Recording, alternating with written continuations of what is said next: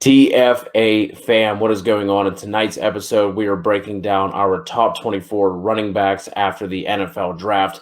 A trigger warning for Derrick Henry truthers and Josh Jacobs truthers. Just watch out. And there is a new name for me inside the top 10. Let's go.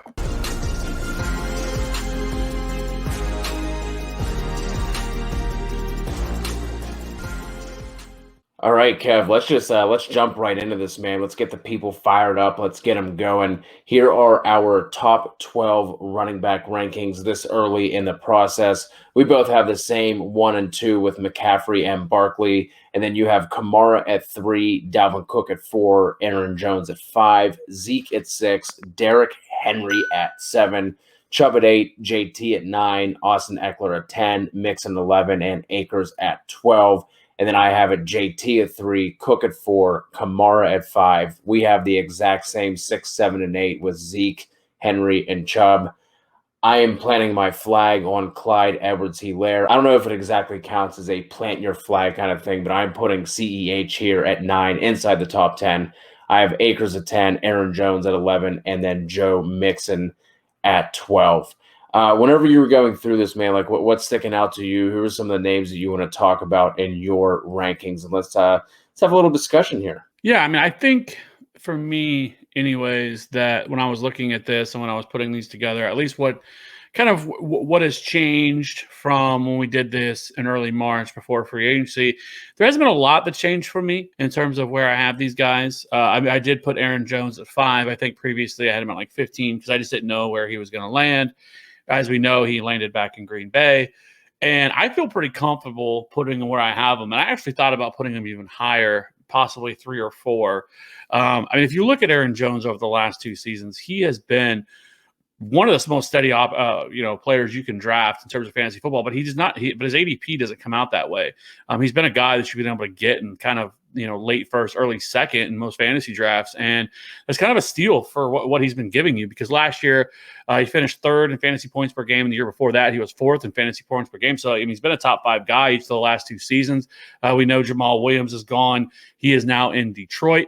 And so that obviously really helps him because from a passing game perspective, because Jamal Williams would always come in and take some of that pass catching work from him. Now that's not really the case. So I mean, if you look at him last year, he averaged about 15.6 touches per game, which was 9th best among all running backs. 1,100 rushing yards, 46 receptions for 347 receiving yards, 11 touchdowns.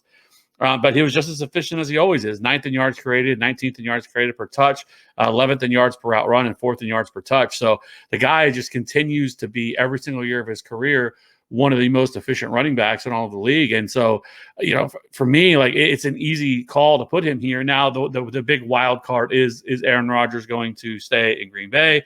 Obviously, my thoughts would change on him if Aaron Rodgers were to leave because I think this offense would majorly nosedive in that situation. So I feel pretty confident having him where I got him.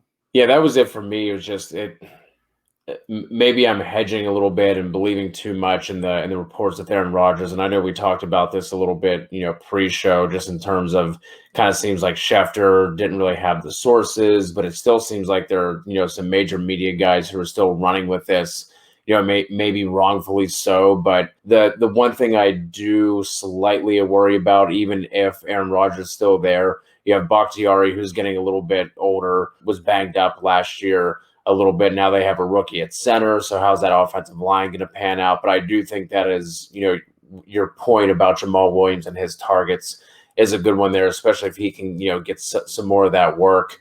It's going to be interesting to see how much more involved A.J. Dillon is this year. Like, do they use him as a, short yardage goal line kind of back?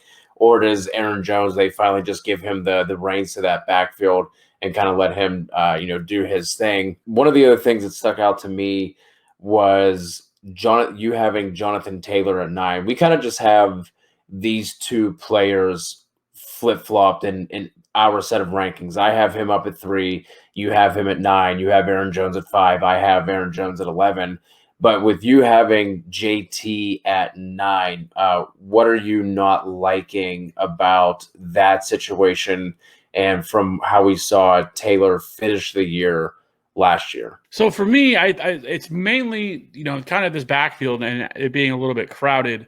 I know with Marlon Mack being re-signed, that was really something that kind of caught me off guard because, I mean, he's coming off kind of a major injury, but by the time, the season rolls around, it'll pretty much have been a year. So he'll have more than enough time to recover from that. But there was really no reason to bring him back. And the fact that they did, I think that he's definitely going to get touches. And I think a lot of people aren't really factoring that in to where they have him right now. And I think he is going, I mean, I don't think it's going to be some large workload, but I know this backfield is going to be up in the air a little bit because, we saw last year, Nyheim Hines, whenever he was hot, they would give him the touches. And so I think that having him, top 5, I think is a little hot for me just because of all the other guys back there. I like Jonathan Taylor, but I just feel more comfortable with the guys that I have going ahead of him as being that kind of workhorse and somebody that I feel really comfortable with, getting return on that value. So yeah, I can see that. And that's kind of how I feel with having Aaron Jones at 11 as well. A little bit of a hedge on the Aaron Rodgers situation, whatever is going on with that. And like the guys I have ahead of him, like I really don't feel like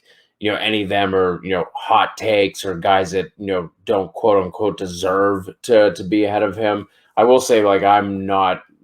Maybe Marlon Mack comes in and takes some touches, but I mean, from the torn Achilles, that is not an ACL type of injury that guys just come back from and are the same. It was only a 1-year, $2 million deal, and that just seems like a franchise that just loves Marlon Mack. So it's kind of like it's a win-win situation for them. They get to kind of see what he ends up being if he can recover, and if he doesn't, like I said, 1-year, $2 million deal. It doesn't, it doesn't really do anything to that franchise if he doesn't pan out. So I'm not necessarily worried about the Marlon Mack touches. If you guys checked out our winners from the NFL draft show, you'll kind of get an idea of why I was so high in having CEH here. Like, just in terms of like where he's going, like it feels kind of hot, but like I don't think it's hot at all just because he's being drafted like RB 14, 15, 16, depending on what site that you're looking at. But like being a top 10, like I won't be surprised, at least obviously I have him there. But with what they did with that offensive line, added no high impact target competition to come in and take anything away from him. We've seen Andy Reid and what he's done with guys like Brian Westbrook, and that was the comp they made to him whenever they took him at the end of the first last year. So I think we could be getting the year we were expecting last year from Clyde this year. Going to have the full offseason to get in there. Like I said, this offensive line went from being like bottom half of the league and shaky to now you're looking at them as like a top 2, top 3 unit with what they did. It's just been absolutely insane to see how they've completely revamped that offensive line and that group in such a short amount of time too. So that's something I'm really excited to see with him. Was there anything else in our top 12 here that stuck out to you that you want to touch on? Only a couple of things would be, one, I know people are going to have issues with Derrick Henry at 7. The last ones we did on this back in March, we got some disgruntled people watching the videos with us having Derrick Henry at 7, and I do think he was one of the guys I moved up. I think I took him from like 8 or 9 up to 7. Yeah, you had him. It might have been 10. I think it was 10. You had him at 7. I actually moved him down because I had him at 5, I believe, and now I have him at 7. And it wouldn't shock me again, like I said last time, if he drops a little bit more as we get closer and closer. Listen, I like Derrick Henry, but there's a lot of negatives against him as well. Like, he's not going to repeat the season he had last year, and I mean, he had a 2,000-yard season last year, and he still wasn't the RB1. He still wasn't even the RB2. And so, like, that's the problem with Derrick Henry with taking him that high. If you take him at 2 or 3 or 1, you are drafting him at his absolute ceiling. And he had to have in a historic season for him to get there. And that's the problem with taking Derrick Henry that high. Like, if I'm going to I want somebody that has some built-in upside. And Derrick Henry definitely has a capped upside because he has no pass catching volume.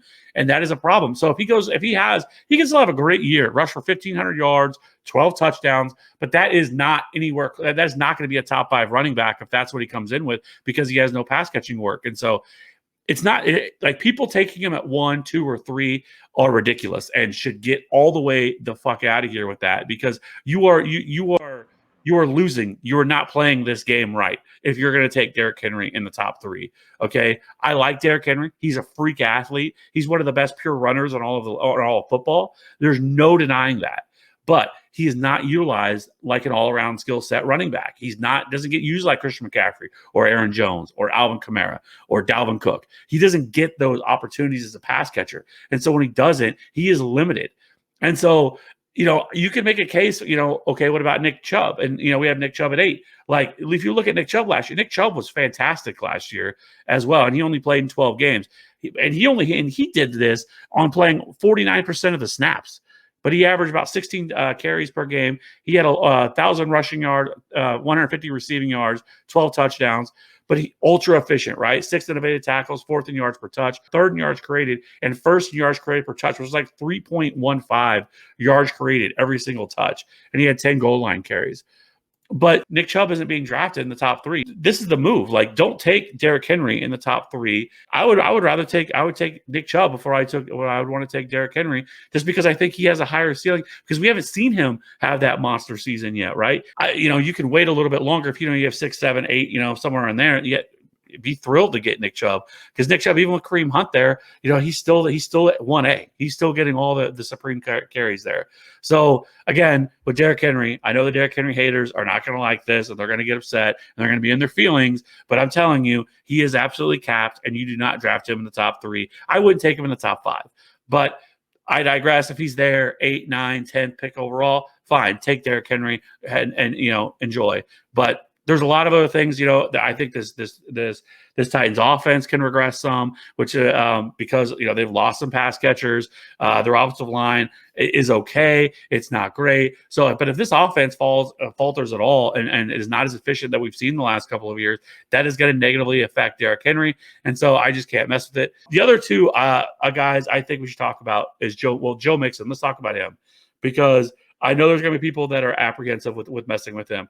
We only got a few games out of him last year. But if you look at Joe Mixon last year, he was top 10 in fantasy points per game in the few games that he played.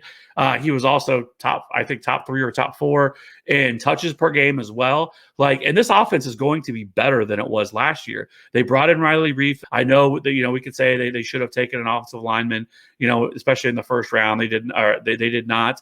They went with Jamar Chase. And, I think that was a smart move. You surround your rookie quarterback or your young quarterback with as much talent as possible. Now that wide receiver room is stacked with Jamar Chase, T. Higgins, and Tyler Boyd. So they don't have a tight end of consequence at all. I think it's still Drew Sample. So Joe Mixon likely is going to get a lot of pass catching work. Giovanni Bernard is gone, which really helps Joe Mixon in the passing game. And so Joe Mixon, he's one guy that I will probably continually raise up, because I think that he has that type of ceiling, but he's not going to be. But again, another guy you're going to be able to draft a little bit later and get a good value on. You're not going to be drafted as high, because that hype around him has started to falter. Yeah, there are definitely some guys who you can feel good about getting after. And let's jump into those rankings right now, 13 to 24. We're just going to touch on our top 24 tonight. You have Clyde at 13, Antonio Gibson at 14, rookie Najee Harris at 15, Miles Sanders, DeAndre Swift, J.K. Dobbins, Chris Carson at 19. Like I said, trigger warning for Josh Jacobs, Truther, and Raiders fans. You have Jacobs at 20, David Montgomery at 21, and then the 3 winners from the NFL draft with Gaskin, Edmonds, and Davis to round out your top 24. And I have Eckler at 13, Gibson at 14. We both have Harris at 15. Both have Sanders at 16. Both have DeAndre Swift at 17. We have Dobbins and Carson flip-flopped. I have them 18, 19. And then we have Montgomery and Jacobs flip-flopped. You have them at 21. I have them at 20. And then our last 3 are the same, just in some slightly different orders here as well. I have Davis at 22, Myles Gaskin at 23, and then Chase Edmonds at 24. As you were going through these RB2s, the thing that stuck out to me is there are some really, really interesting names here that I would love to be able to grab in this area. I do think, with how fragile running backs can be just in terms of their injuries, like this early on, the way that I am kind of thinking about attacking drafts, for this year, is just hammering RB early, maybe throwing a tight end and then just slamming wide receivers. And we'll get to those rankings on our next show. But that was the thing that stuck out to me is like, I would be completely fine with having, guys like that we have in that 22 to 24 range is like my RB3 if I'm just going to go really running back heavy in my drafts. What stuck out to you, and who are some of these guys that you want to touch on? Yeah, I think this is actually a pretty interesting range of running backs as well, and I think there's some really solid players here that I think that can outproduce where they're going to end up being drafted. And I don't need to talk about Clyde Edwards-Hilaire. I agree with everything that you already said. I think this is the year that you should be drafting them because I think that you're going to be getting them in the second and third round. Antonio Gibson. Again, he's that guy that I felt like I really could put in the top 12 if I wanted to. We saw how explosive he was last year. They didn't really do a whole lot to upgrade that position this year, which is something I wanted to, that is good to see. I think this offense as a whole is going to be better with Ryan Fitzpatrick now. So this offense with Curtis Samuel should take a step forward. I could see them using Curtis Samuel a little bit as a running back as well. We kind of saw that with Carolina. But I think Antonio Gibson is in a really good spot. And, this is a team that I don't think they're going to be airing it out 40 times a game. I think they're going to, with that defense that they have, keep the ball on the ground and really feed Antonio Gibson. So as long as Antonio Gibson can stay healthy, I really like him. And I think that he is a guy that I'm going to be happy to take, back into the second or the third round. Najee Harris, is going to be an interesting guy because I think he is a great redraft guy. But I think if we were talking dynasty, my thoughts would be a little bit different because I do have some reservations here with him because he's going to get the volume, and that's why I have him as high as he is because I think he is definitely a volume play. We know how Pittsburgh likes to utilize their running backs. He's got to get all the touches he can absolutely handle, but this offensive line is very shaky. If they suffer any kind of injury on that offensive line, we could be looking at big-time issues. If Big Ben goes down, we could be looking at big-time issues. But with running backs, volume is absolutely king, and you could make a case to have him in the top 12. I think what's going to end up happening is he's going to end up going inside the top 12. I think he's going to go, and he's going to be the Clyde Edwards-Hilaire of last year because of the landing spot and the history of the Pittsburgh Steelers running back. Like, he has definitely a ceiling. Like, he can definitely, be a top 5 running back, top 6, 7 running back this year. It definitely could happen if everything turns out correctly because he's probably going to get 230 to 250 carries, and he probably sees 50 targets, in this backfield because of there's just nobody else there. We know they're really not going to take him off the field if he didn't get hurt. So, Najee Harris for this year, I think, is somebody that you can take. But again, I think he's going to end up getting probably drafted too high, and I would probably then prefer just to pivot to, I think you could go if you're really, the rookies always go higher than what they should, and Najee's not going to be any different. Like, I almost put Travis Etienne in my top 24. I was really close to doing so. I think he's going to get enough volume as a pass catcher, in PPR formats, that's going to make him viable. I think they're going to move him all over the field. I think they're going to use him in the slot. I think they're going to do all kinds of things to get the ball in his hands. So I don't hate having, Travis Etienne at that high, but for year one and redraft, it's got to be Najee Harris. Yeah, I agree. I was just looking up to see where he was going because I wouldn't have been surprised if he was going top 12 already. Najee Harris. I pulled up Best Ball 10's ADP, and just over the past month, so this looks like out of 13 drafts, he has gone as high as RB15. Has an ADP of 24.15, so going right there at the end of the second. The thing that's going to hold him down a little bit for me, and kind of what we were talking about with guys like Derrick Henry and Nick Chubb, is I just don't see where his target volume is going to come from. Because then you look at guys that we have behind him, like Sanders and Swift. Swift could be one of these guys. He's actually going above both of them. Swift is going at RB13 right now in Best Ball 10s with an ADP of 18.7. And the thing I worry about there is I just don't know how many carries that they're going to be able to support with their running back unless they're just one of these teams. I mean, we did see it a couple of years ago with Mixon and Cincinnati. They were just getting blown out of games that they were just like, screw it. We're going to hand the ball off to him 30 times anyway, even though we're trailing by, double digits. So maybe we get something like that. I think Swift's target ceiling could be pretty high, but like I just don't know how he's going to fare in terms of red zone opportunities and touchdowns and things like that. Chris Carson is someone who I definitely moved up following the draft. Obviously, the addition of Gabe Jackson is really big for that offensive line. They're finally putting a bigger named offensive lineman in there to help out Russ and the entire offense as a whole. So I think he's going to end up being a really good value. David Montgomery. Obviously, I think he has the opportunity to go a little bit higher than what he should. I think a lot of people are going to remember how he finished the season last year. The addition, obviously, of Justin Fields, they traded up and got Tevin Jenkins in the second after trading up for Justin Fields in the first. Obviously, that's going to help out. But then they brought in Damian Williams. Tariq Cohen is coming back. What do you is this kind of the you were talking about not taking guys at their ceiling? Do you think like this is the ceiling for Montgomery where we have him? Just your thoughts on Monty and then some of these other guys like Jacobs, Davis, Gaskin, and Edmonds as we finish this out. Yeah, I mean, I think that with David Montgomery, I think that he definitely could, he has a much higher ceiling than where we have him right now. We're probably a little bit lower on him than some other people are going to have him.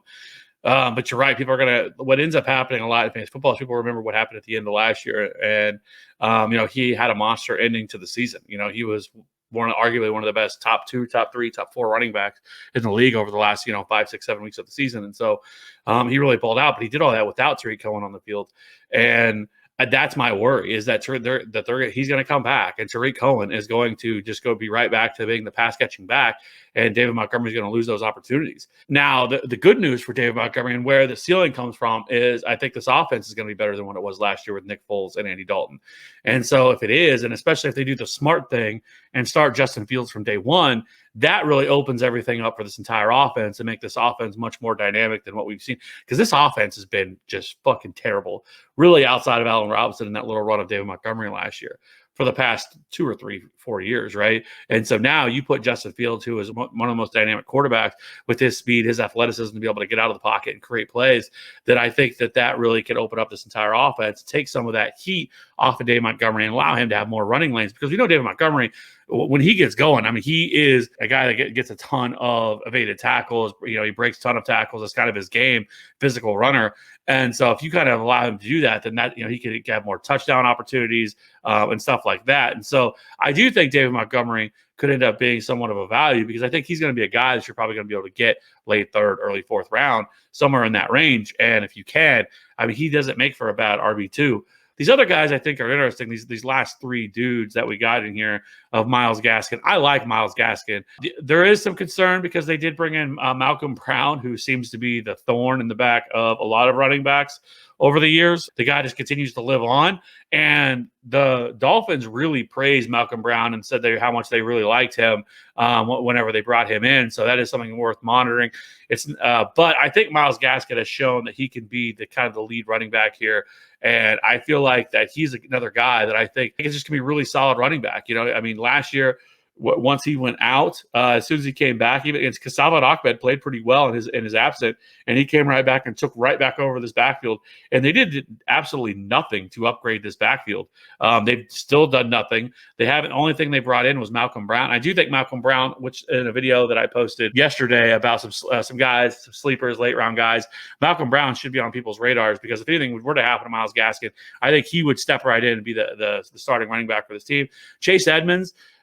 We had Chase Edmonds higher. I know I definitely did. Dropped him down a little bit because they did sign James Conner, but I just don't have any faith that James Conner is going to be able to stay healthy. I don't know how much James Conner has left in the tank.